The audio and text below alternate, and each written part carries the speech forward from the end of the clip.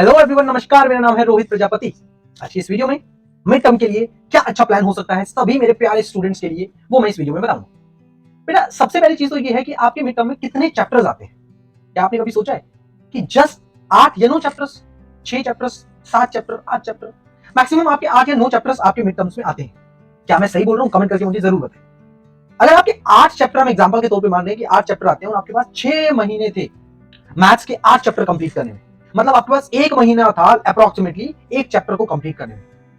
कितना बुरा लग रहा होगा ना कि 1 महीने में 30 दिनों में हम एक चैप्टर नहीं कर पाए। अगर मैं नॉर्मली बात करूं कि एक चैप्टर में आप कितने क्वेश्चंस करते हैं या कितने क्वेश्चंस करना इंपॉर्टेंट है, तो लगभग एक चैप्टर में अगर आपने 50 या 60 क्वेश्चन कर लिए ना, मतलब वो चैप्टर आपका 80 से 90% बहुत अच्छे से हो गया। अब मुझे एक बात बताइए कि 30 दिनों में आपने 60 से 70 क्वेश्चन या 50 से 60 क्वेश्चन नहीं किए, मतलब डेली लगभग 2 क्वेश्चन हमने नहीं किए हैं, जिस वजह से हमें प्रॉब्लम हो रही है अपने मिड टर्म के एग्जामिनेशंस में बैठने में। हर दिन के 2 क्वेश्चन, हर दिन के, मैं बार बार रिपीट कर रहा हूं इस चीज को, हर दिन के 2 क्वेश्चन आप लोग नहीं कर पा रहे हैं। दैट मींस आपने एंजॉय किया है एंड पढ़ाई नहीं। अब एंजॉय तो कर लिया ना।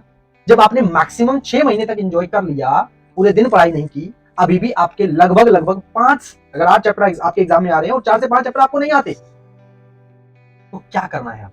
तो बेटा, थोड़ा सा 2, 4, 5 दिन के लिए तो आपको कंजेस्टेड होना पड़ेगा। अगर अभी भी एंजॉय करना है तो आपके एग्जाम में फेलियर तो निश्चित है। ये लिख लो कहीं पे कि अगर अभी भी आपने एंजॉय किया तो फेलियर तो आपका निश्चित है।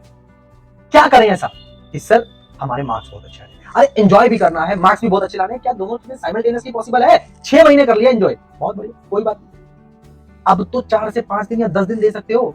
जब तक आपके एग्जाम नहीं हो जाते ना मिड टर्म के, 1 महीना लगभग 30 दिन, आप सभी लोग मेरे इस प्लान को फॉलो कर लो। अगर कर लिया तो मिड टर्म तो क्या बेटा, आपके आने वाले फाइनल टर्म्स में भी या आपके बोर्ड एग्जामिनेशन में भी कोई समस्या आप तक पहुंचने नहीं वाली। पर इसका ये मतलब नहीं कि अभी तो हमने 6 महीने एंजॉय कर लिया, सर फिर से 6 महीने एंजॉय करेंगे और लास्ट में पढ़ेंगे, नहीं। बेस्ट मार्क्स लाने का जो तरीका होता है वो हमारी कंसिस्टेंट स्टडी प्लान से ही हो पाता है। ऐसे 5-6 दिन पढ़ के आप बहुत बड़ी चीजें हासिल नहीं कर पाएंगे। फिर भी क्या बेस्ट पॉसिबिलिटी हो सकती है इस समय पर, आप सभी को मैं शेयर करूंगा। हमें कॉमनली बात करते हैं, एक बच्चा है अगर क्लास 9th का, अगर क्लास 9th का एक बच्चा है और उसके स्कूल में नंबर सिस्टम आ रहा है, पॉलिनोमियल आ रहा है ना, पॉलिनोमियल आ रहा है, कोऑर्डिनेट ज्योमेट्री आ रहा है, कोऑर्डिनेट ज्योमेट्री आ रहा है, लीनियर इक्वेशन आ रहा है, यूक्लिड ज्योमेट्री आ रहा है, लाइंस एंड एंगल भी आ रहा है, ट्राइंगल भी आ रहा है, क्वाड्रिलेटरल भी आ रहा है, एंड कुछ स्कूलों में हीरोन्स फॉर्मूला भी आ रहा है। तो ये वो चैप्टर्स हैं जो आपके स्कूल में मिड टर्म के एग्जामिनेशन में लगभग इस तरीके के कुछ चैप्टर्स जो हैं वो आ रहे हैं। नंबर सिस्टम की अगर मैं बात करूं तो बेटा, नंबर सिस्टम में बहुत ज्यादा बड़ी चीजें नहीं।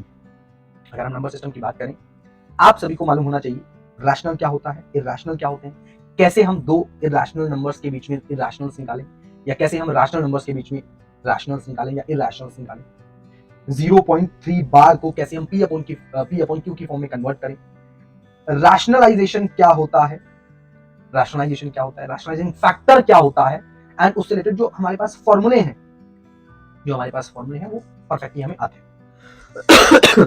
तो मोस्ट प्रोबेबली अगर मैं फर्स्ट चैप्टर की बात करूं, मैं पढ़ा नहीं रहा हूं आपको, just I am telling you कि अगर मैं फर्स्ट चैप्टर की बात करूं तो मैक्सिमम से मैक्सिमम क्वेश्चंस आपने करने हैं।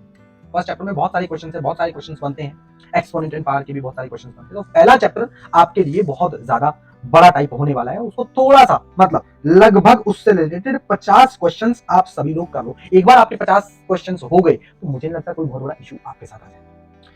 पॉलिनोमियल भी एक अच्छा चैप्टर है, एक बड़ा चैप्टर है। 2 चैप्टर्स जो है वो बड़े चैप्टर्स हैं। यहाँ पे जो आइडेंटिटीज है आपके टिप्स पे होनी चाहिए, स्पेशली इनकी जो आइडेंटिटीज है, फॉर्मूले हैं, आप सभी के टिप्स पे हो, और उनमें रूट वाली जब चीजें आती हैं तो उस टाइप का क्वेश्चन आपसे डेफिनेटली होना चाहिए। Coordinate geometry, linear equation and Euclid geometry, ये 3 चैप्टर इजीएस्ट चैप्टर हैं, सबसे आसान चैप्टर है। आपने अगर 1 आवर भी इन तीनों चैप्टर को 1-1 नहीं बोल रहा हूं मैं, 1 आवर भी अगर आपने इन तीनों चैप्टर्स को दे दिया, समझिए आपका पूरा पार्ट ये कंप्लीट, कहीं भी कोई दिक्कत नहीं। तो ये 5 चैप्टर्स तक तो करने में 90% से ज्यादा स्टूडेंट्स को दिक्कतें नहीं आती। जो ज्यादातर दिक्कत आती है वो आती है इन 3 चैप्टर्स को करने में, lines and angle, triangles and quadrilateral. सबसे पहले तो मैं आप सभी को बताऊं, जितने भी स्टूडेंट्स जो हैं प्रिपरेशन कर रहे हैं अपने मिड टर्म एग्जामिनेशन की, ऑलमोस्ट सभी लोग जो है 9th क्लास के बच्चे कर रहे हैं, तो आपने करना क्या है फर्स्ट चैप्टर बढ़िया कर लो, सेकंड कर लो, थर्ड कर लो, फोर्थ कर लो, फिफ्थ कर लो, यूक्लिड ज्योमेट्री तक आपने परफेक्टली कर लेना है। फिर होगा कि आपको हो सकता है लाइन एंगल ना आता हो, ट्राइंगल्स ना आता हो, क्वाड्रिलेटरल ना आता हो, फिर आप बेटा हीरोन्स फॉर्मूला बहुत अच्छे से करो। ये 3 चैप्टर बचेंगे आपके एट द एंड। 3 चैप्टर में से आप सबसे पहले लाइन एंगल उठाओ, ट्राइंगल उठाओ एंड देन क्वाड्रिलेटरल। उनमें सबसे इंपॉर्टेंट चीज जो है बेटा लाइन एंगल में, प्रॉब्लम करो angle chasing problem, angle chasing problem. इससे रिलेटेड क्वेश्चन आपके एग्जाम में 3 मार्क का आएगा ही आएगा, हो सकता है 5 का भी आ जाए, बट एंगल निकालने वाले जो क्वेश्चन है वो मैक्सिमम से मैक्सिमम आपके लाइन एंड एंगल से ही रहेंगे। तो वो क्वेश्चन तो आप सबसे पहले करो, उस टाइप के क्वेश्चन आप कर लो, मैक्सिमम से मैक्सिमम आर डी शर्मा में बहुत सारे क्वेश्चन कर लो। ट्राइंगल की अगर मैं बात करूं, इसकी एक एक थ्योरम, ट्राइंगल क्वाड्रिलेटरल की भी एक एक थ्योरम, सबसे पहला काम आपका होना चाहिए एक एक थ्योरम दोनों चैप्टर की हमारे टिप्स पे हो, हमें रटी हुई हो। मतलब रटने का मतलब यहाँ बिल्कुल याद करना नहीं है, रटने का मतलब है मैंने ये पहले समझी हुई है, अब मुझे इसका एक एक पॉइंट, एक एक फिगर, एक एक चीज मुझे परफेक्टली याद है। ट्राइंगल्स क्वाड्रिलेटरल में सबसे मेजर जो पार्ट है वो बेटा थ्योरम्स का ही है।